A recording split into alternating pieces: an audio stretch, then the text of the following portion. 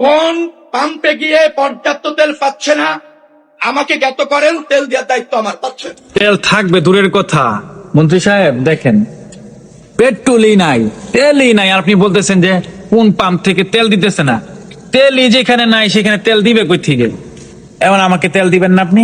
দেন মন্ত্রী সাহেবের নাম্বারটা কি একটু দিয়েন তো, আমি যোগাযোগ করতে পারতেছি না, ওনার ঠিকানাটা খুঁজে পাইতেছি না, একটু দিয়েন, আমি একটু যোগাযোগ করতে চাই ওনার সাথে। ভাই আপনি নাম্বার নিয়ে কি করবেন? তেলগুলো পথের মধ্যে সমঝোতা হয়ে যাচ্ছে, কিভাবে প্রমাণ দেখতে চান? তাহলে ভিডিও রেডি দিছি, দেখেন তারপর কথা বলবো। ভাইজান এখানে তেল আনলোড হচ্ছে যে,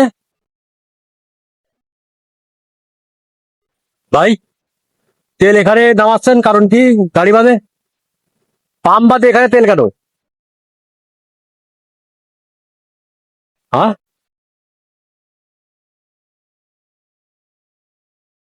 আপনি গাড়ির লোক? ভাই গাড়ির লোক? আপনি গাড়ির লোক? হ্যাঁ, পাম্প বাদে তেল ভিডিওটা দেখে কি বুঝতে পারলেন? মন গড়া কোনো কথা বলি না, ভিত্তিহীন কোনো কথা বলি না, প্রমাণ নিয়ে কথা বলি। এগুলো সব কিছুর মূল হচ্ছে কি সমঝোতা। সমঝোতা করে ড্রাইভারের সাথে তেলগুলো চুরি করতেছে, পথের মধ্যে তেলগুলো গায়েব করে ফেলতেছে ওই চোরের দলগুলো। আপনি কি করে বিশ্বাস করেন তেলগুলো পেট্রোল পাম্পে পৌঁছাবে? পেট্রোল পাম্পে পৌঁছানোর আগে কি হয় তো দেখছেন তো।